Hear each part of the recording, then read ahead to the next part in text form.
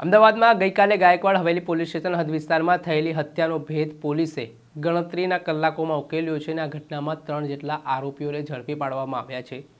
આમાં જે મિત્રની બબાલ હતી ને આકાશ ઓડ પોતાના મિત્રનું સમર્થન કરવા માટે વચ્ચે પડ્યા અને તેમને જ આરોપીઓએ નિશાનો બનાવી લીધો। હવે ઘટનામાં વિગતે વાત કરીએ તો આકાશ ઓડ પોતાના મિત્ર ભાવેશ સાથે નોકરી પરથી પરત ફરી રહ્યા હતા। તે દરમિયાન આરોપી મિત ઉર્ફે લાલો અને તેના સાગરીત સોહિલ અને સાહિલ તેઓ ત્રણે ઊભા હતા। ત્યારે ભાવેશ નામના શખ્સની તેના મિત્રની આ જે આરોપી છે મિત ઉર્ફે લાલો તેની સાથે બોલાચાલી થઈ, વિવાદ થયો। ત્યારે આકાશ ઓડ પણ પોતાના મિત્રના સમર્થનમાં વચ્ચે પડ્યા તો ત્યારે આરોપીએ તેમને દાજમાં રાખી લીધો અને તેને જ લઈને 2 દિવસ અગાઉ રાત્રિ દરમિયાન જમાલપુર વિસ્તારના જે અલંકાર સ્કૂલ આવેલી છે ડ્રાઇવિંગની તે બહાર ત્યારે આકાશ ઓડ એકલા હતા। તે દરમિયાન આરોપીઓ ત્યાં પહોંચે છે અને આડેધડ તેમને છરીના ઘા ઝીંકીને મોતને ઘાટ ઉતારી દે છે। આ ઘટનાના પગલે પોલીસ દોડતી થઈ હતી। આ મામલે ગાયકવાડ હવેલી પોલીસ સ્ટેશન ખાતે હત્યા અંગેનો ગુનો આરોપીઓ સામે નોંધાયો હતો ને આમાં કડકમાં કડક કાર્યવાહીની માંગ પણ ઉઠી હતી, જેના પગલે ગણતરીના કલાકોમાં 3 આરોપીઓને ગાયકવાડ હવેલી પોલીસે ઝડપી પાડ્યો છે ને શું ખુલાસા થયા છે, આરોપીની ધરપકડ પાછળ શું કારણ હતું તે સાંભળો। અંદર આરોપીઓની ધરપકડ થઈ છે, કઈ પરિસ્થિતિમાં હત્યા થઈ હતી, હત્યા કરવા પાછળનું કારણ શું હતું, બંને જે પકડાયેલા આરોપીઓ જે છે એમનો ગુનાહિત ઇતિહાસ શું છે, મૃતકનો ગુનાહિત ઇતિહાસ શું છે?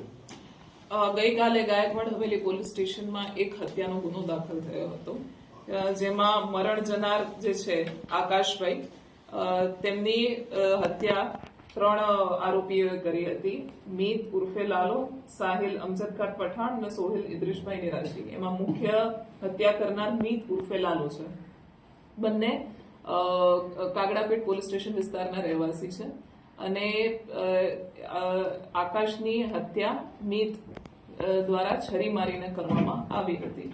આ હત્યાની ઘટના અલંકાર ડ્રાઇવિંગ સ્કૂલ રાયખડ ખાતે બનવા પામેલ હતી અને જેવી આ ઘટનાની જાણકારી પોલીસને મળી એવી તાત્કાલિક ગાયકવાડ હવેલી પોલીસે સ્થળ ઉપર પહોંચી ક્રાઇમ સીન સિક્યોર કરી ગણતરીના કલાકોમાં જ આરોપીઓને પકડી લીધા હતા અને હોસ્પિટલ પહોંચતા સુધીમાં આકાશ જે મરણ જનાર છે તેનું મૃત્યુ થયું હતું।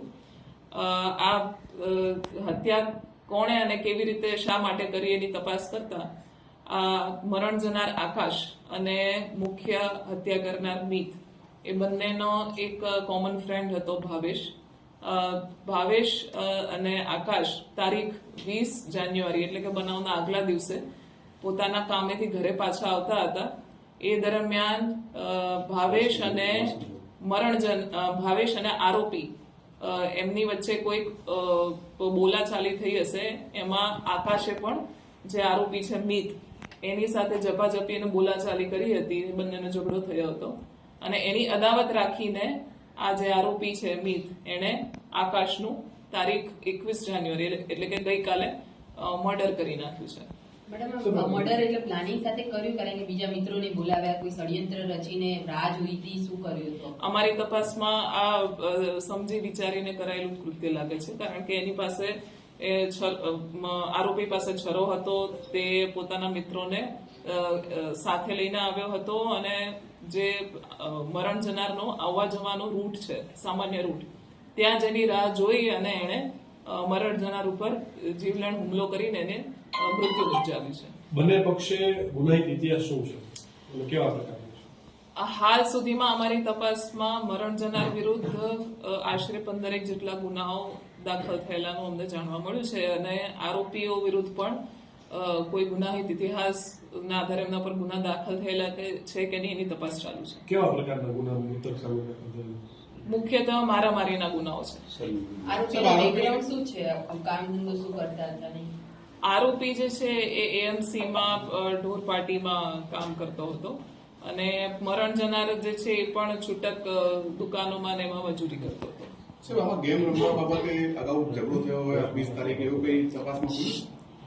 ગેમ રમવા બાબતે ઝઘડો નથી થયો, પરંતુ અમારી તપાસમાં જેટલું જાણવા મળ્યું છે એ પ્રમાણે જે મરણ જનાર છે આકાશભાઈ અને એનો એક મિત્ર છે ભાવેશ, એ બંને જણા પોતાનું રેગ્યુલર જે કામકાજ છે પતાવીને ઘરે આવ્યા ત્યારે ત્યાં આરોપી મીત એ મોબાઈલમાં કોઈ ગેમ રમતો હતો, બેઠો હતો અને એ દરમિયાન મીતે ભાવેશને કીધું કે તું ઘરે આવી ગયો, અને એ બાબતે કંઈક ઝઘડો થયો હશે, બોલાચાલી થઈ હશે, અને એ બોલાચાલીમાં એ જે બંને ભાવેશ અને મીત વચ્ચે બોલાચાલી થઈ હતી, એમાં આકાશ પણ એનો પણ મીત સાથે ઝઘડો થયો, અને એના કારણે બીજા દિવસે મીતે અદાવત રાખીને આકાશનું મર્ડર કર્યું છે. સાહેબ, બીતે જે બે મિત્રોને બોલાવ્યા હતા, એ કઈને બોલાવ્યા હતા કે મારવા જવાનું છે, આવું કંઈક એમને ખબર હતી કે આવી રીતે? એના અંગે હાલ તપાસ ચાલુ છે.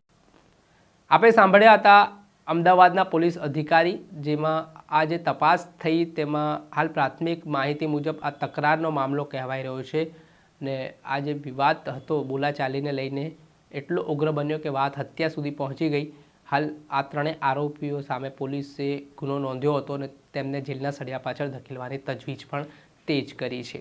દર્શક મિત્ર, આવા જ વિડીયો જોવા માટે સ્કાયનેટ મીડિયા જોતા રહો.